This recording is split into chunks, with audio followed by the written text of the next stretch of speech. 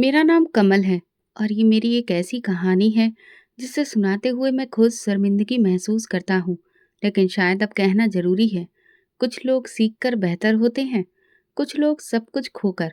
मैं दिल्ली के पुराने मोहल्ले में पैदा हुआ। हमारी छोटी सी गली में हर कोई एक दूसरे को जानता था। मैं अपने माँ बाप का इकलौता बेटा था। मेरी माँ मुझे हमेशा सीने से लगाकर रखती, जैसे मैं कहीं खो ना जाऊं। और मेरे पापा, वो हमारे मोहल्ले के मशहूर पान वाले थे। उनकी पान की दुकान गली के नुक्कड़ पर थी, जहां दिन भर लोगों का आना जाना लगा रहता था। मेरी पढ़ाई लिखाई ज्यादा नहीं हो सकी, बस मैट्रिक तक पढ़ा था। उसके बाद पापा के साथ दुकान संभाल ली। वो कहते, बेटा, दुकान ही तुम्हारी डिग्री है। लोग बाहर से आकर हमारे पान खाते हैं। जो इज्जत इस काम में है वो किसी ऑफिस की नौकरी में नहीं। माँ हर वक्त परेशान रहती, खास तौर पर इस बात पर कि मैं अकेला हूँ, ना कोई बहन ना भाई। वो अक्सर कहा करती, बस कमल, तू ही है हमारा सब कुछ। अगर तू ना रहा तो फिर हमारा कौन है। एक बार रात को मैं बीमार हो गया। सिर्फ बुखार था, लेकिन माँ की नींद उड़ गई। सारी रात मेरे सिर पर बैठकर ठंडी पट्टियां रखती रही। सुबह को पापा ने दुकान भी देर से खोली। वो मेरे सिर पर हाथ फेरते हुए बोले, मेरे शेर, जल्दी ठीक हो जा, तेरे बिना दुकान सूनी लगती है। ये सब सुनते हुए मुझे लगता था जैसे मैं बहुत खास हूँ, और शायद इसी एहसास ने मुझे हमेशा दुनिया के बाकी दुखों से दूर रखा। मेरे हमउम्र दोस्त कॉलेज जा रहे थे। किसी की नौकरी लग रही थी, किसी का एडमिशन किसी बड़ी यूनिवर्सिटी में हो रहा था। लेकिन मैं खुश था कि मैं अपने पापा के साथ हूँ।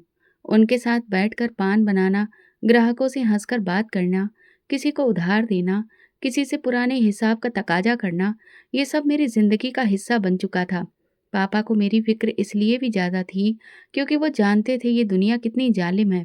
कई बार मुझे समझाते, दुकान पर बैठ, गली के लफंगों से दूर रह, उनके साथ घूमेगा तो बिगड़ जाएगा। मैं उनकी बात मानता था। वाकई कुछ लड़के मेरे दोस्त थे, लेकिन उनके साथ ज्यादा वक्त नहीं गुजारता था। बस सलाम दुआ तक ही रिश्ता रखता था। मेरा ज्यादातर वक्त पापा के साथ या घर पर माँ के पास ही गुजरता था। शाम को माँ खाना बनाती, पकौड़े वगैरह, और हम तीनों बैठकर टीवी देखते। पापा को पुराने ड्रामे पसंद थे, माँ को फिल्में, और मैं बस उन दोनों को देखकर खुश हो जाता था। मेरी दुकान पर एक दिन एक बुजुर्ग आए, जिनकी उम्र शायद 60 साल रही होगी। उन्होंने पान लिया, फिर मुझे ध्यान से देखकर बोले, कमल, तुम अपने पिता जैसे बनोगे या दुनिया जैसे। मैं मुस्कुराकर बोला, भगवान करे कि मैं अपने पापा जैसा ही बनूं। ये सुनकर वो हंसे और बोले, बस यही काफी है मेरे लिए। कभी कभी जिंदगी इतनी सुकून भरी लगती थी कि डर लगता था कहीं ये सुकून छिन न जाए। माँ कहती थी, कभी हंसी के बाद रोना भी आता है बेटा, बस भगवान से हमेशा प्रार्थना करना। मैं उस वक्त उनकी बात नहीं समझ पाया था, लेकिन आज जब मुड़कर देखता हूँ तो लगता है कि वो बात एक बहुत बड़ी सीख थी। मेरे अंदर उस वक्त कोई बड़ी ख्वाहिश नहीं थी, बस यही चाहता था कि माँ बाप खुश रहें, दुकान चलती रहे और जिंदगी यूं ही सुकून से गुजरती रहे। ना कोई जलन, ना कोई लालच, ना कोई दुश्मनी। कभी कभी सोचता कि शायद भगवान ने मुझे खास सुकून दिया है, ना कोई मुश्किल, ना कोई परेशानी। और तभी इंसान भूल जाता है कि असली इम्तिहान वो होता है जो बगैर जानकारी के आ जाए। और मेरा इम्तिहान, वो बस एक मोड़ पर खामोश बैठा मेरा इंतजार कर रहा था। माँ बाप की मोहब्बत भरी दुनिया में जिंदगी कुछ ज्यादा ही आसान लग रही थी। दुकान, घर और कुछ करीबी रिश्तेदार, बस यही था मेरा छोटा सा डेरा। लेकिन एक दिन पापा ने बैठक में मुझे अपने सामने बिठाया, बीड़ी सुलगाई और गहरी सांस लेकर कहा, कमल, अब तुम्हारी जिंदगी में एक और जिम्मेदारी आनी चाहिए। मैं चौंका, फिर धीरे से बोला, क्या मतलब। पापा ने कहा, मैं शादी की बात कर रहा हूँ। मैंने नजरें चुरा ली। शादी का तो कभी सोचा भी नहीं था। बस यही जानता था कि जिंदगी सुबह दुकान, दोपहर ग्राहक और शाम घर तक ही हद में है। ये बात मेरे लिए बिल्कुल नई थी, लेकिन अभी मैं तैयार नहीं हूँ। मैंने नरमी से कहा। पापा ने मुस्कुराकर मेरी तरफ देखा। तैयारी तो बाद में होती है, रिश्ता पहले बनता है। मेरी खामोशी को उन्होंने मेरी हाँ समझ लिया। और फिर एक दिन माँ ने बताया कि पापा की मौसी के घर में पाली गई बेटी पूनम के लिए मेरा रिश्ता तय कर दिया गया है। मैं जानता था पूनम कौन है, लेकिन उसे कभी करीब से नहीं देखा था। वो पापा की मौसी के घर में ही पली बड़ी थी, क्योंकि उसके माँ बाप का देहांत बचपन में हो गया था। मौसी ने ही उस अनाथ लड़की को पाला था। मौसी जिस हवेली में रहती थी, वो हमारे मोहल्ले से ज़रा हटकर थोड़ी पुरानी मगर बहुत बड़ी हवेली थी। पूनम हमेशा खामोश मिजाज लड़की रही थी। मोहल्ले की शादी ब्याह में भी कम नज़र आती थी। लोग कहते थे अनाथ बच्ची है। मौसी ने बड़ी मेहरबानी की है। एक दिन मैं माँ के साथ पापा की मौसी के घर गया। दरवाज़ा खुला तो एक लड़की सामने से गुजरी। वही होगी पूनम। मैंने अंदाज़ा लगाया। वो किचन से बर्तन ला रही थी। नज़र नहीं मिलाई, लेकिन उसके चेहरे पर अजीब सी संजीदगी थी। मौसी ने माँ से कहा, ये बच्ची अब तुम्हारी अमानत है। हम जितना कर सकते थे किया। अब तुम लोग ही इसका घर बसाओ। शादी जल्दी ही तय हो गई। सादगी से शादी हुई। मोहल्ले के कुछ लोग बुलाए गए। दावत मौसी के घर पर ही हुई। पूनम दुल्हन बनी तो उसके चेहरे पर एक अजीब सा सुकून था। न हंसी न आंसू। शायद वो भी अपनी किस्मत को स्वीकार कर चुकी थी। शादी के बाद वो मेरे साथ हमारे घर आ गई। माँ ने उसे गले लगाकर कहा, बेटी अब ये तुम्हारा अपना घर है। हमने कमल के लिए तुम्हें नहीं चुना, बल्कि तुम्हारे लिए कमल को चुना है। पूनम ने मुस्कुराकर कहा, जी माँ जी, मैं समझती हूँ। शुरुआती दिनों में वो ज़्यादा बात नहीं करती थी। खामोशी से कमरे की सफाई करती, खाना बनाती और दुकान पर मेरे लिए चाय ले आती। माँ उसके सलीके पर बहुत फक्र करती थी। एक दिन माँ ने मुझे अलग से कहा, कमल, ये बच्ची हमारे नसीब की बरकत है। देखो कैसा सुकून है घर में। वाकई पूनम की मौजूदगी से घर में ठहराव आ गया था। पापा भी खुश दिखाई देते थे। कभी कभार वो दुकान पर आकर मेरे लिए खाना रख जाती। एक दिन पापा ने मजाक में कहा, अरे भाई, पत्नी है या साया, हर वक्त तुम्हारे आस पास रहती है। मैंने हंसकर जवाब दिया, पापा, साया भी तो राहत देता है। एक शाम जब बारिश हो रही थी, दुकान पर बैठे बैठे सर्दी लगने लगी। मैं घर आया तो देखा पूनम ने पहले ही पानी गर्म करके तौलिया निकाल दिया था। बोली, आपके बाल गीले हो गए हैं, सुखा लीजिए। मैंने इस बात पर सर हिलाया। उसने तौलिए से मेरे बाल पोंछे, मेरा बाजू साफ किया और कहा, पिताजी कह रहे थे कि आपने दोपहर का खाना नहीं खाया। अगली बार ऐसा मत करिएगा। ये पहली बार था जब उसने मेरे लिए फिक्र जाहिर की। मुझे अजीब सा लगा, जैसे कोई खामोश दीवार मेरी तरफ झुक रही हो। पूनम की खास बात थी कि वो कभी किसी से शिकायत नहीं करती थी। घर में अगर कोई चीज़ कम पड़ जाए या माँ कुछ सख्ती से बोल देती, तो वो खामोशी से बर्दाश्त कर लेती। एक बार माँ ने सब्जी में नमक ज़्यादा होने पर कुछ कह दिया, तो वो बस सर झुकाकर बोली, माफ़ करना, अगली बार ध्यान रखूंगी।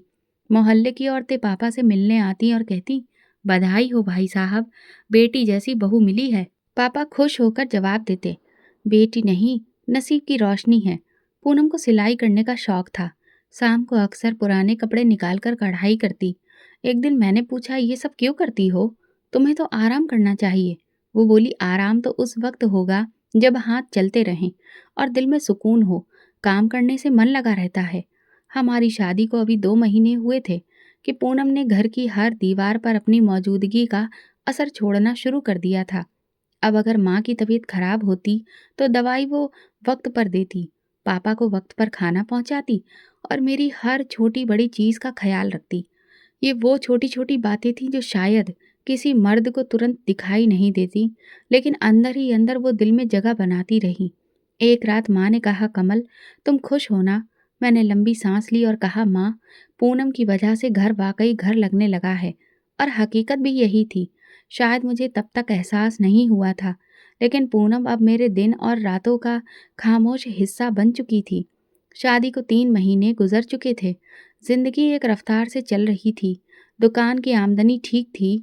पूनम को घर की बागडोर संभालने की आदत हो चुकी थी और माँ पापा के चेहरे पर सुकून दिखाई देता था। हर रोज की रूटीन में एक गति आ गई थी, जैसे सब कुछ अपनी जगह पर हो। एक दिन सुबह नाश्ते पर माँ ने पापा से कहा, आज जरा ननिहाल का चक्कर लगाते हैं, काफी दिन हो गए मिले हुए।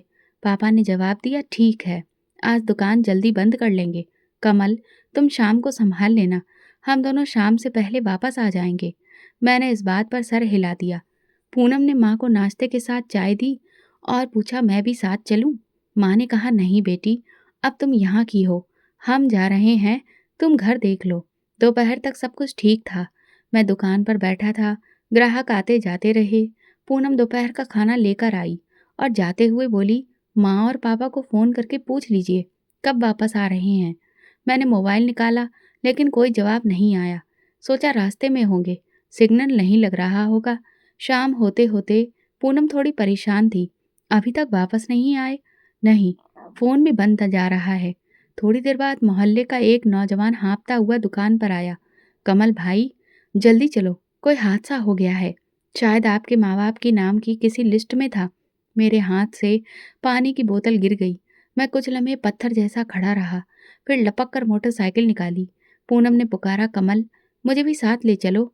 मैंने उसे नहीं सुना, बस निकल पड़ा। अस्पताल पहुंचा तो भीड़ लगी थी। इमरजेंसी वार्ड में एक नर्स ने मेरे नाम की पहचान की और फिर धीरे से बोली, आइए। सफ़ेद चादर में लिपटी दो लाशें मेरे सामने थीं। माँ के चेहरे पर सुकून था, जैसे सो रही हूँ। मैं लड़खड़ा गया, आवाज़ गले में फंस गई, हाथ थरथरा रहे थे। अस्पताल के बाहर पूनम पहुंच चुकी थी। किसी तरह मुझे जमीन पर गिरने से बचा पाई। वो तुरंत मेरे करीब आई। कमल, मैंने कुछ भी नहीं कहा, बस उसके कंधे पर सिर रख दिया। अंतिम संस्कार अगले दिन हुआ। मोहल्ले वाले आए, कंधा दिया, तसल्ली दी। लेकिन सच ये है कि वो लम्हा जिसमें माँ बाप दुनिया से चले जाते हैं, वो इंसान को अंदर से खोखला कर देता है। सब कुछ चल रहा होता है, लेकिन अंदर सिर्फ एक गूंज होती है। पूनम उन दिनों में बिल्कुल नहीं टूटी। शायद उसने खुद को मजबूत कर लिया था। वो आखिरी विदाई की तैयारी में लगी रही। मेरे कपड़े निकाले, लोगों को चाय पिलाई, सब कुछ संभाला।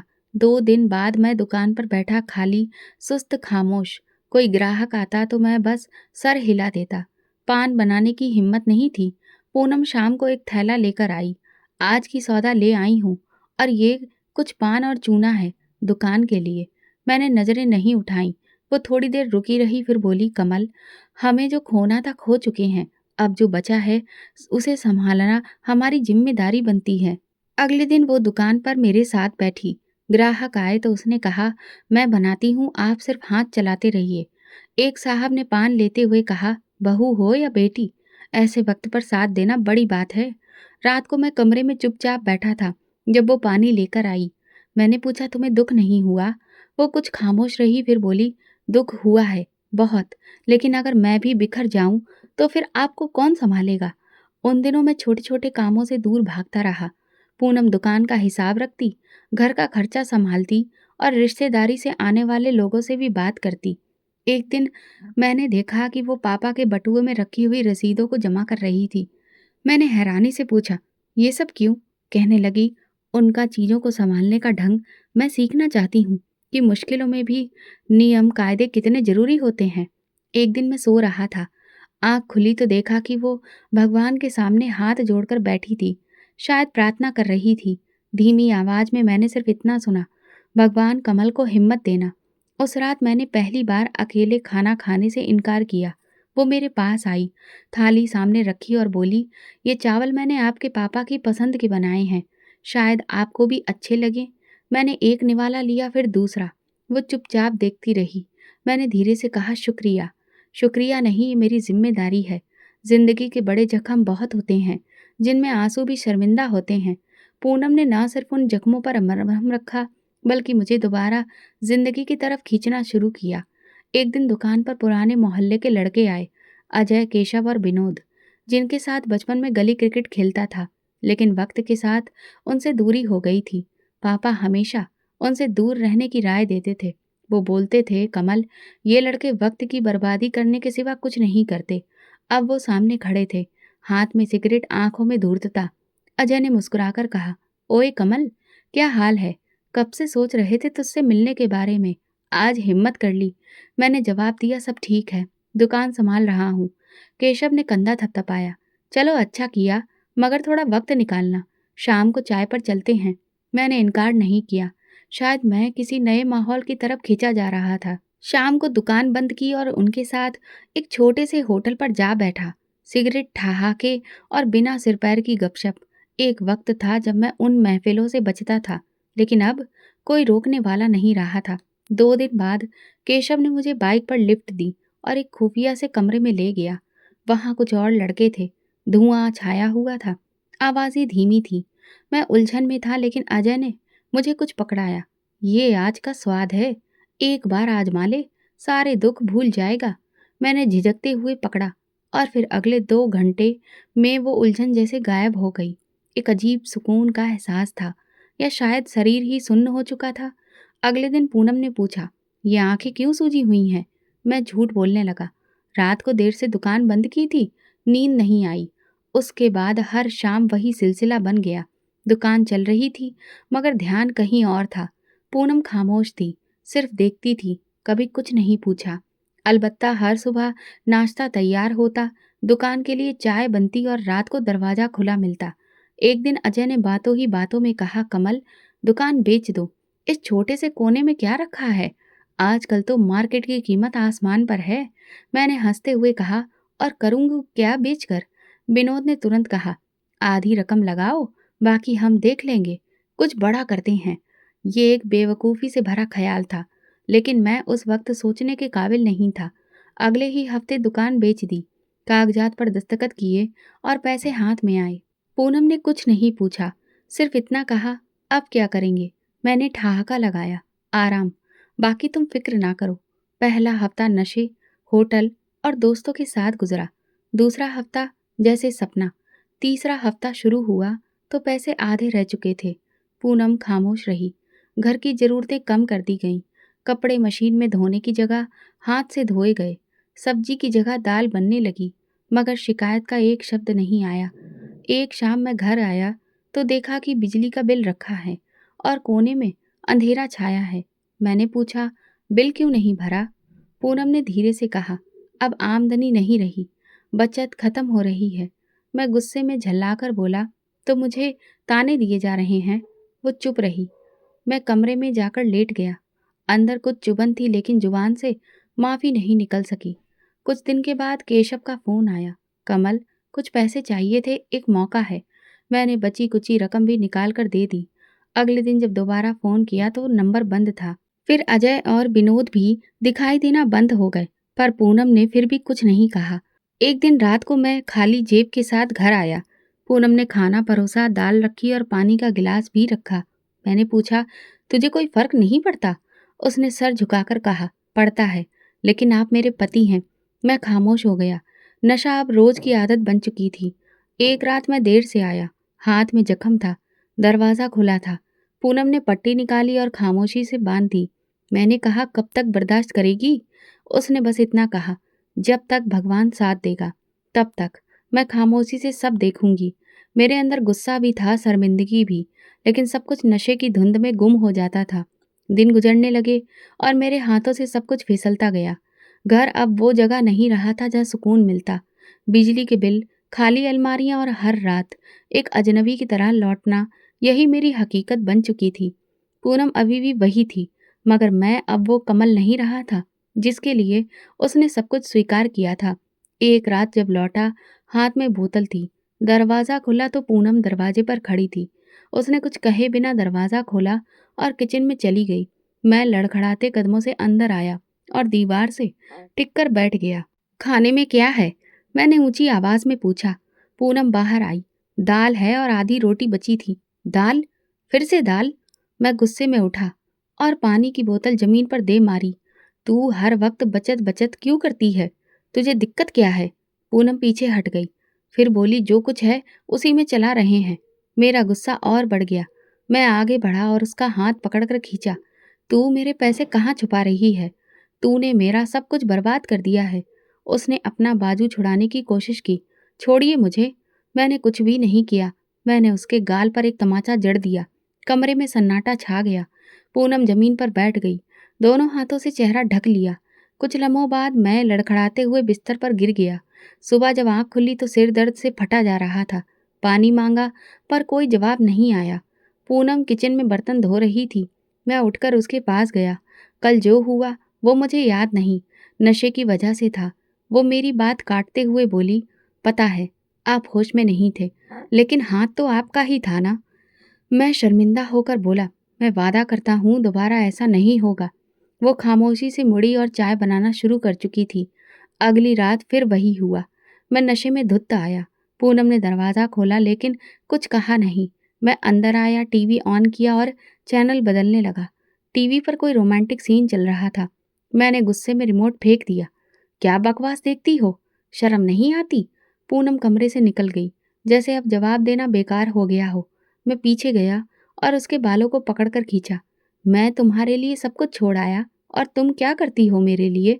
वो रोई नहीं, बस बोली, आपने अपने लिए सब कुछ छोड़ा, मेरे लिए नहीं। मैंने दीवार पर घूंसा मारा। हाथ में बहुत दर्द हुआ, लेकिन उस वक्त कुछ महसूस नहीं हुआ। मैं जोर जोर से चिल्लाया, चीखा और फिर बिस्तर पर गिरकर सो गया। अगले दिन मेरे हाथ पर पट्टी बंधी थी। शायद रात को पूनम ने बांधी थी। मैंने उसकी तरफ देखा। वो नाश्ता बना रही थी। मैंने कुर्सी खींची और बैठा।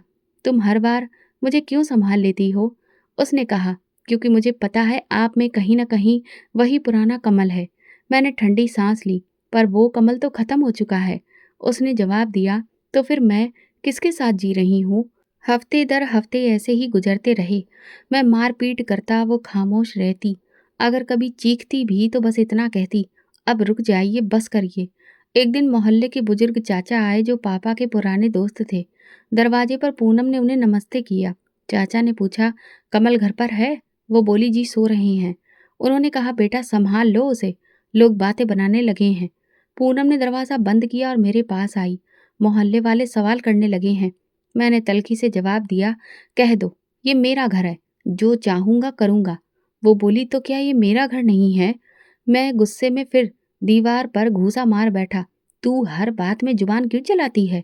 वो पीछे हटी। चेहरे पर जख्म का निशान बन चुका था। अगले दिन जब होश में आया तो उसने मेरे सामने आईना रख दिया। ये देखिए, ये चेहरा आपका नहीं, वही है जो मुझ पर हर रोज जुल्म करता है। मैं कुछ कह नहीं पाया। उस रात मैं रोज की तरह कुछ ज्यादा ही नशे में था। अजय, केशव और विनोद मेरे साथ बैठे थे। घर में पैसे खत्म हो चुके थे, लेकिन पूनम के जेवर बेचकर 2 दिन की मस्ती का इंतजाम कर लिया गया था। चार दीवारी के अंदर धुआं, हंसी और गालियों की बदबू घुल चुकी थी। मोहल्ले वाले शायद अब इन सबके आदी हो चुके थे, हमारे शोर के या फिर खामोश तमाशा देखने की आदत के। अजय ने बोतल मेज पर रखते हुए हंसकर कहा, कमल, तू तो बड़ा आशिक निकला। कहता था बीबी बहुत खूबसूरत है, मल्लिका है, कहीं देखने को तो दे।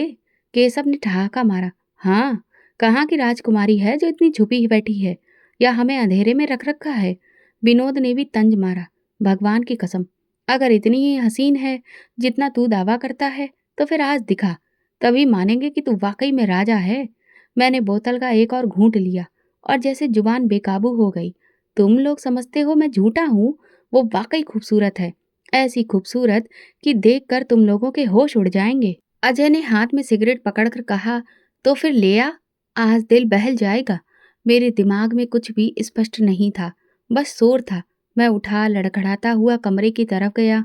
दरवाजा खोला तो पूनम सादा कपड़ों में बैठकर कुछ सिल रही थी।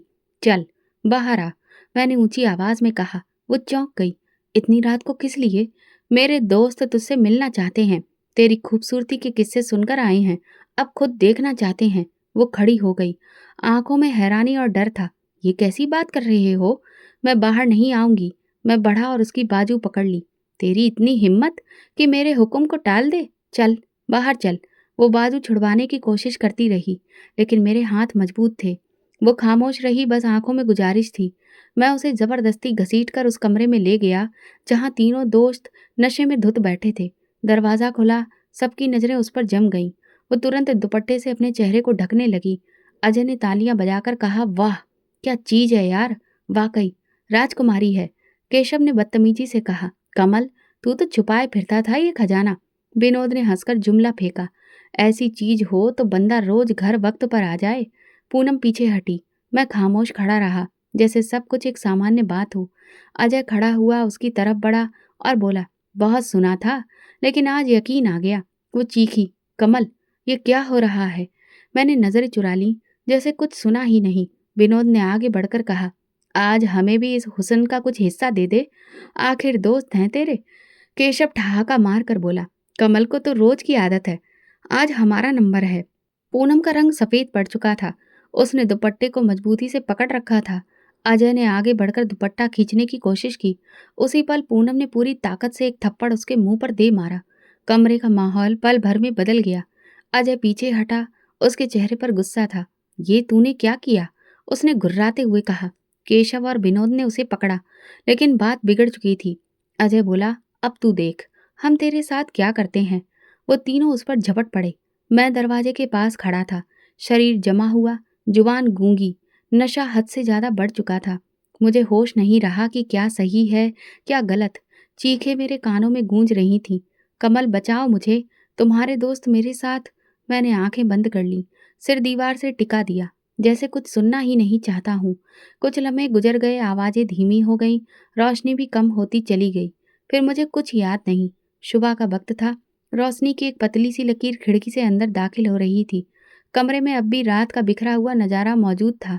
जमीन पर टूटी बोतलें, चादर का एक सिरा और दीवार के साथ पड़ा वही कुर्सी का टुकड़ा जिसे मैं शायद गुस्से में दे मारा था। मेरी आंख खुली, शरीर बोझिल, दिमाग धुंधला। मैंने अपने आस पास देखा तो सब कुछ धुएं में लिपटा हुआ महसूस हुआ। कुछ देर बाद आंखें साफ हुईं और मन में तस्वीरें उतरने लगीं। एक मंजर नजर आया। कमरे के कोने में दीवार से टेक लगाए वो बैठी थी, खामोश, पत्थर जैसी। मैंने खुद को संभाला और उसके करीब पहुंचा। वो बिल्कुल नहीं हिली। उसके बाल बिखरे हुए थे, चेहरे पर जख्म, होठों के किनारे नीले निशान, हाथों पर नाखूनों के गहरे निशान।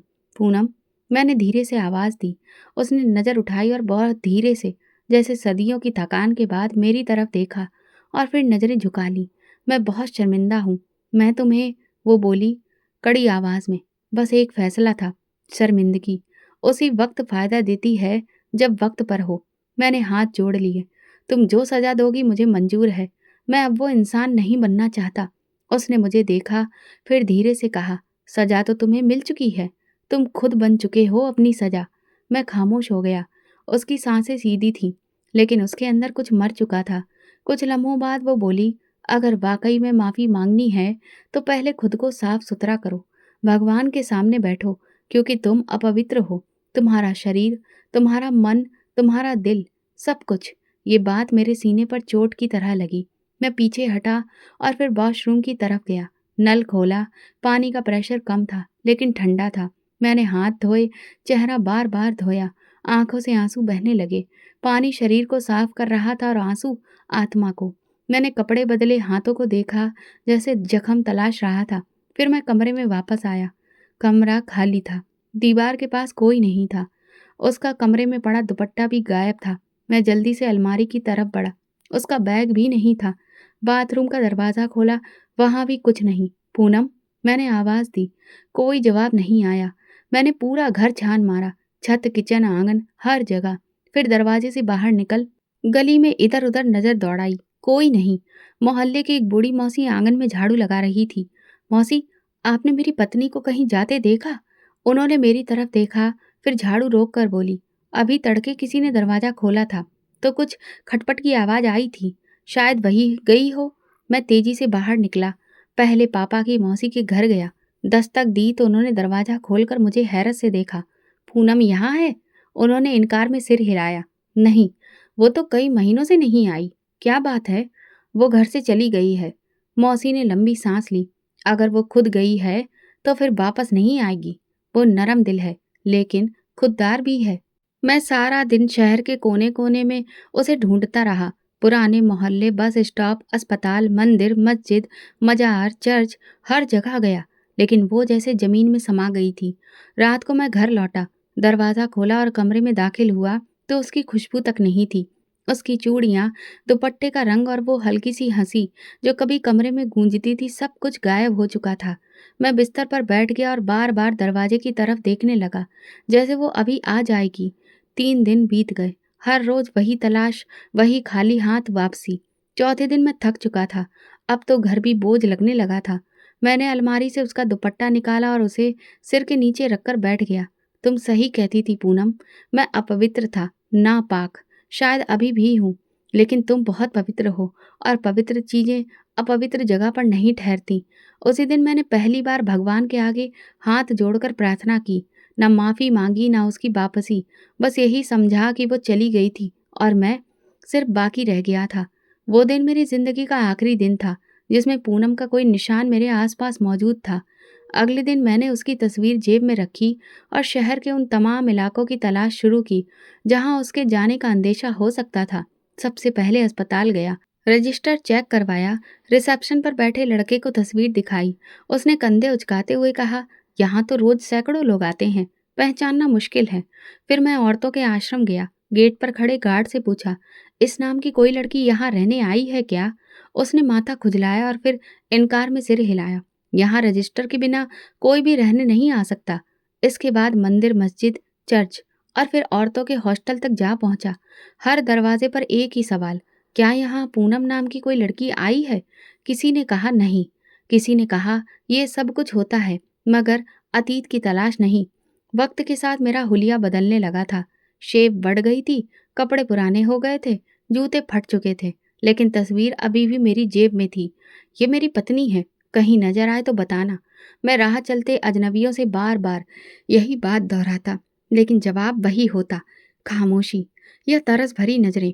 कभी कभी दिन भर की तलाश के बाद खाली हाथ लौटता और रात को उसी दुपट्टे के किनारे को पकड़कर बैठ जाता जो उसकी आखिरी निशानी थी। पूनम, अगर तुम ये सुन सकती हो तो जान लो, मैं सब कुछ छोड़ चुका हूँ, यहाँ तक कि खुद को भी। एक दिन बस स्टैंड पर बैठा था, पास में एक भिखारी बैठा था। मेरी हालत देखकर उसने पूछा, कुछ खाया है? मैंने कहा, जिसे जिंदगी दी थी वही मैंने खो दिया है। भिखारी ने फिर हंसते हुए कहा, तो फिर तुम भी हम जैसे हो गए। वक्त गुजरता गया, 1 साल, फिर दूसरा। बीच बीच में कुछ दिन मजदूरी की, कभी ईंटें उठाई, कभी होटल में बर्तन धोए, सिर्फ इतने पैसे बनते कि 2 वक्त की रोटी खा सकूं। एक बार एक पुलिस वाले ने मुझे रोका। मैंने जेब से तस्वीर निकाल कर दिखाई, पूछा, पत्नी है? जी। कहाँ गई? पता नहीं। उसने कुछ पल मुझे देखा, फिर तस्वीर लौटाते हुए बोला, कभी कभार छोड़ देना ही बेहतर होता है, ढूंढने से सब कुछ नहीं मिलता। मैं खामोशी से आगे बढ़ गया। मोहल्ले वाले मुझे पहचानने से कतराते थे। कोई ना सलाम दुआ करता, ना कोई हाल पूछता। मैं एक साया बन चुका था। एक दिन मैं पूनम के पुराने स्कूल गया। वहाँ एक पुरानी टीचर मिली, जिन्होंने नाम सुनकर कहा, वो लड़की बहुत अच्छी थी, खामोश मगर समझदार। क्या हुआ उसके साथ? मैंने नजरें झुका ली। मैंने उसका दिल तोड़ दिया। फिर तो तुम गुनाहगार हो, पता है। अब मैं कभी किसी शहर निकल जाता तो कभी किसी शहर। बस में बैठकर जिस तरह दिल करे चल पड़ता। कभी सोचता शायद किसी स्टेशन पर, किसी बस में, किसी गली में वो दिखाई दे जाए। लेकिन हर शहर, हर सड़क, हर मोड़ मेरे लिए एक और बंद दरवाजा बन गया था। एक दिन मैं लंगर के बाहर बैठा था। किसी ने खाने के लिए रोटी दी और साथ में पूछा, यहाँ तुम किसके लिए मांग रहे हो? अपने लिए नहीं, उसी के लिए जो खो गई है। वो हंस दिया। फिर तुम अभी भी जिंदा हो? शायद नहीं। 4 साल यूं ही गुजर गए। मैं अब वो कमल नहीं था जिसकी दुकान थी, जिसके माँ बाप थे, जिसके हाथ में पूनम का हाथ था। मेरे हाथ में अब सिर्फ वो तस्वीर थी। एक शाम बारिश हो रही थी। मैं एक पेड़ के नीचे बैठा था। तस्वीर गीली हो चुकी थी। मैं जल्दी से उसे कपड़े में लपेट रहा था। पास में एक नौजवान बैठा था। उसने पूछा, ये किसकी तस्वीर है? मेरी पत्नी की। कहाँ है? पता नहीं। तो फिर क्यों ढूंढ रहे हो अब तक? क्योंकि गुनाह का बोझ हल्का तब होता है जब माफी आंखों में देखी जाए। वो कुछ देर चुप रहा, फिर धीरे से बोला, तो तुम माफी के नहीं सजा के तलबगार हो। मैंने पहली बार खुद से सच सुना। उसी दिन मैंने वो तस्वीर एक पेड़ के नीचे रख दी और कहा, अगर तुम कभी यहाँ से गुजरो तो देख लेना, मैं अभी भी वही हूँ जहाँ तुम छोड़ गई थी। 5वें साल की शुरुआत में मैंने वो तस्वीर हमेशा के लिए जेब से निकालकर एक गीता की किताब में रख दी, जो मुझे एक बुजुर्ग ने मंदिर से उठाकर दी थी। उन्होंने कहा था, अब अगर वाकई माफी मांगनी है तो फिर तुम्हें दिखावा करना छोड़ना होगा, तब मांगना। उस दिन के बाद मैंने वो तस्वीर किसी को नहीं दिखाई। प्रार्थना करने लगा, काम ढूंढने लगा। नशे की वो बोतल जो मैं कभी छोड़ नहीं सकता था, वो खुद ही मेरे हाथ से छूट गई थी। शायद इसलिए कि अब नशा करने का बहाना बाकी नहीं बचा था। दुख का वो दौर जो कभी किसी और पर इल्जाम लगाकर गुजारा था, अब खुद मेरे अंदर बैठ चुका था। शहर की सड़कें मेरे पांव पहचान चुकी थीं। हाथ में कोई हुनर नहीं था, बस मेहनत बाकी थी। दिन में बोरी उठाता था, कभी गटर साफ करता, कभी किसी होटल के बर्तन धोता। पैसे कम होते थे लेकिन पेट के लिए काफी। एक दिन फुटपाथ पर बैठा था, एक साहब गाड़ी से उतरे, साफ सुथरे कपड़ों में, आंखों में इज्जत। उन्होंने मुझे गौर से देखा, फिर पूछा, काम करते हो? मैंने सर हिलाया। जी साहब, जैसा कहें। उन्होंने जेब से कार्ड निकाला, इस पते पर आ जाना, हमें एक चौकीदार की जरूरत है। साफ सफाई से रहो, वक्त पर आओगे तो फिर तनख्वाह भी अच्छी हो जाएगी।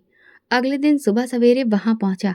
एक बड़ी कोठी थी, सफेद रंग की, लॉन में फूल लगे थे।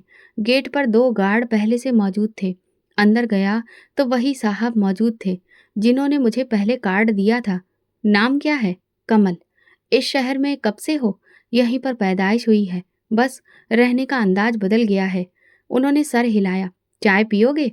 मैंने मना कर दिया, लेकिन उन्होंने नौकरानी को आवाज़ दी, एक चाय लाना, और इसके लिए कुछ कपड़े भी।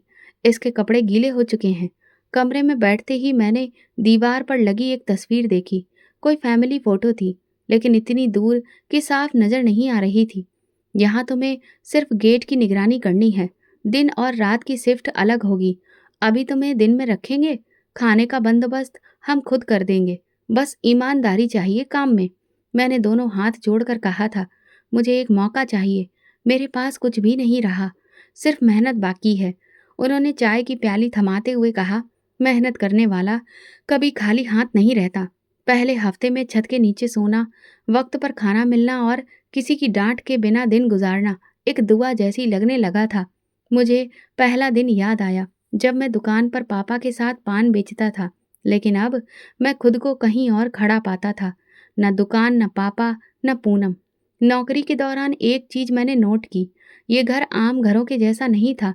नौकर नौकर नहीं लगता था और मालिक जरूरत से ज्यादा ख्याल रखने वाला था। एक दिन माली ने कहा, साहब बहुत सीधे हैं, लेकिन मालकिन की हर बात आखिरी होती है, पत्थर की लकीर। उनकी मर्जी के बिना यहाँ एक पौधा भी नहीं लगता। मैंने पूछा, मालकिन कहाँ है? वो बाहर गई हुई हैं, उसने जवाब दिया, लेकिन सुना है कि जल्दी ही वापस आ रही हैं।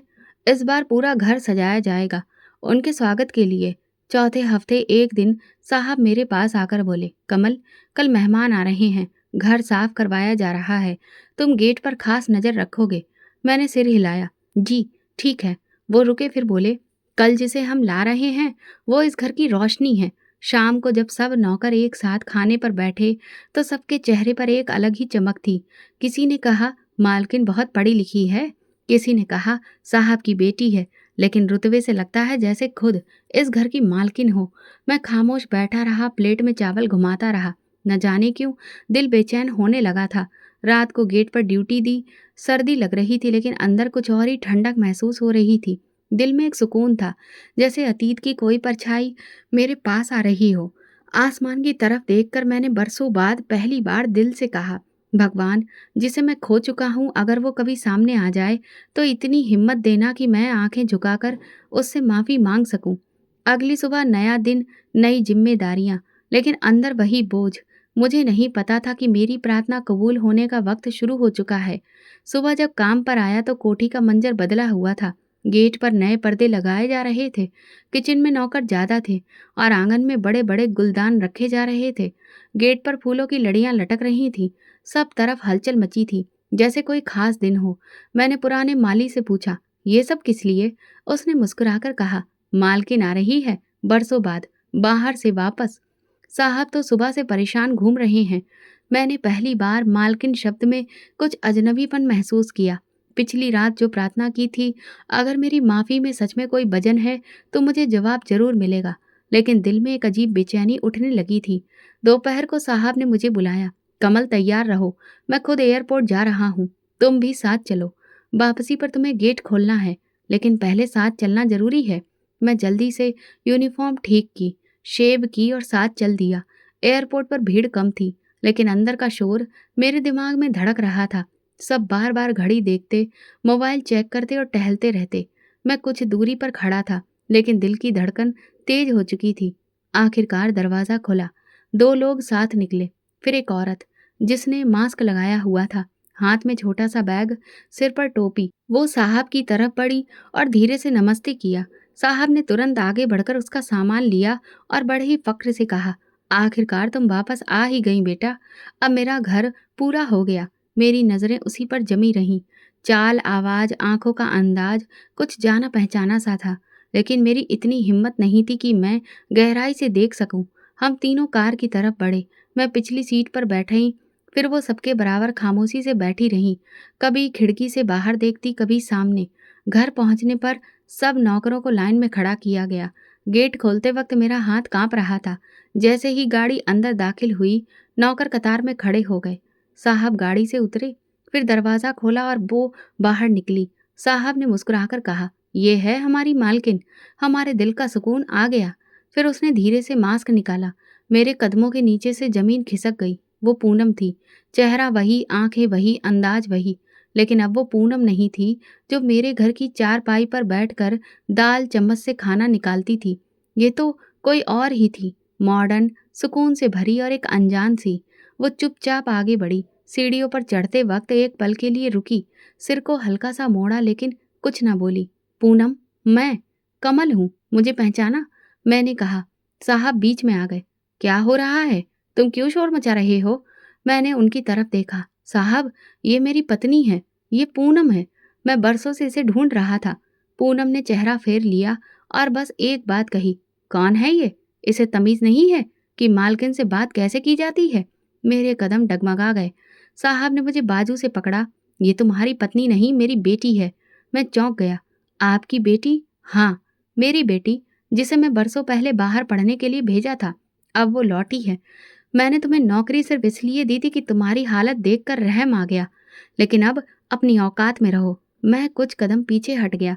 पूनम सीढ़ियां चढ़ रही थी। नौकर उसके पीछे सामान ले जा रहे थे। मैं दरवाजे के पास बैठ गया, सिर हाथों में पकड़ लिया। खुद से बस एक सवाल, ये सब कैसे हुआ? लेकिन दिल में एक बात साफ थी, वो बदल चुकी थी और शायद मैं अब कभी उसका हिस्सा नहीं बन सकता था। उसी दिन के बाद मुझे घर के अंदर दाखिल होने की इजाज़त नहीं दी गई। गेट की ड्यूटी से हटाकर मुझे एक कोने के स्टोर में बिठा दिया गया, जहाँ न हवा आती थी और न रोशनी।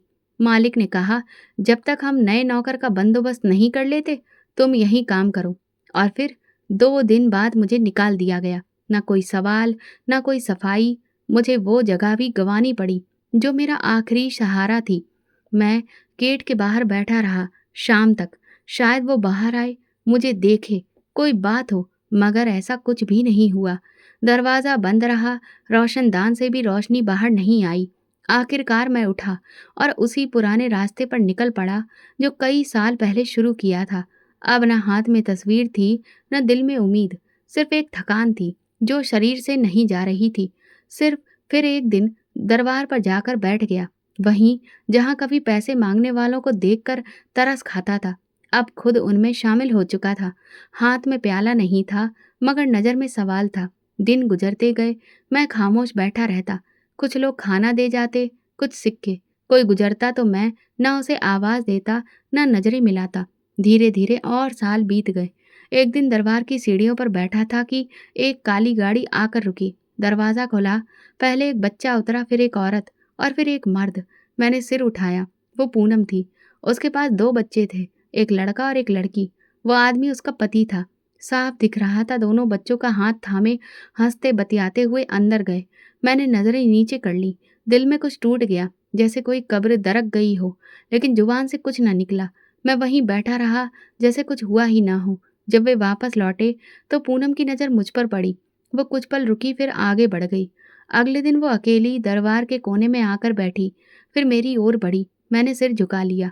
वो खामोशी से मेरे सामने खड़ी हो गई। अब कुछ कहना है कमल?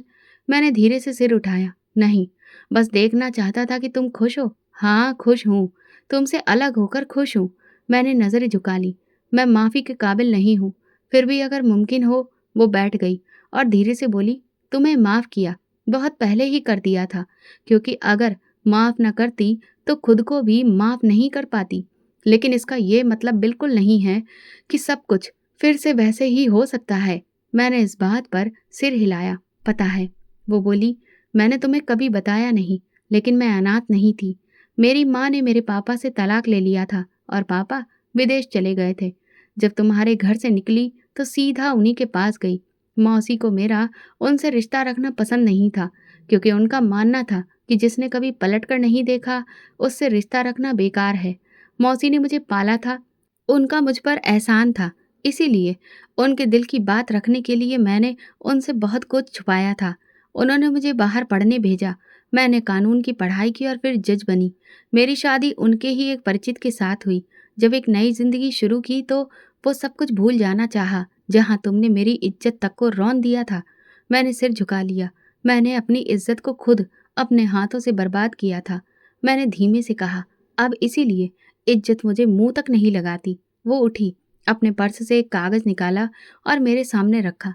ये तलाक के कागज हैं। सालों पहले ही मैं इन्हें हासिल कर चुकी हूँ। अब तुम भी आज़ाद हो।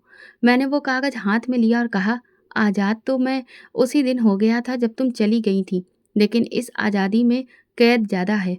वो चलने लगी, पीछे मुड़कर नहीं देखा। बच्चे और उसका पति बाहर गाड़ी में इंतज़ार कर रहे थे। वो उनके साथ जाकर गाड़ी में बैठी और चली गई। मैं वहीं दरबार की सीढ़ियों पर बैठा रहा। कागज मेरे हाथ में था, हवा चल रही थी। कुछ लम्हों बाद मैंने उन्हें मोड़ा और उस गीता की किताब में रख दिया जिसमें कभी उसकी तस्वीर रखी थी। अब मेरे पास ना दुकान है, ना घर, ना पत्नी, ना सपना। सिर्फ वो भगवान है जिन्हें मैंने देर से पुकारा और जिन्होंने मेरी पुकार सुनकर मुझे सजा दी। एक ऐसी सजा जो मुझ जैसे आदमी के लिए सही इंसाफ थी। मैं आज भी दरबार की उन्हीं सीढ़ियों पर बैठा हूँ। कभी-कभी वो आती है बच्चों के साथ, अपने पति के साथ, और मैं सिर झुका लेता हूँ। खुश हूँ कि वो ठीक-ठाक है, कामयाब है और उसकी ज़िंदगी में मेरी कोई बदबू बाकी नहीं रही। अब जो भी माँगता हूँ, अपने लिए नहीं उसके लिए माँगता हूँ। मैंने अपनी इज़्ज़त खुद अपने हाथों लुटा दी और इसीलिए आज ठोकरें खा रहा हूँ। इज़्ज़त, भरोसा और रिश्ता अगर एक बार चला जाए तो फिर दोबारा कभी वापस नहीं आता। वक़्त रहते अगर हम अपने सच्चे हमसफ़र की कदर नहीं करेंगे, तो फिर ये ज़िंदगी भी हमें बेकदर कर देती है। तो दोस्तों, अगर आपको हमारी कहानी पसंद आई है, तो प्लीज़ कमेंट करके ज़रूर बताएँ। वीडियो को लाइक करें और ज़्यादा से ज़्यादा शेयर करें। अगर आप चैनल पर नए हैं, तो सब्सक्राइब ज़रूर करें और नोटिफ़िकेशन बेल दबाएँ ताकि अगली अपडेट सबसे पहले आपको मिले। धन्यवाद।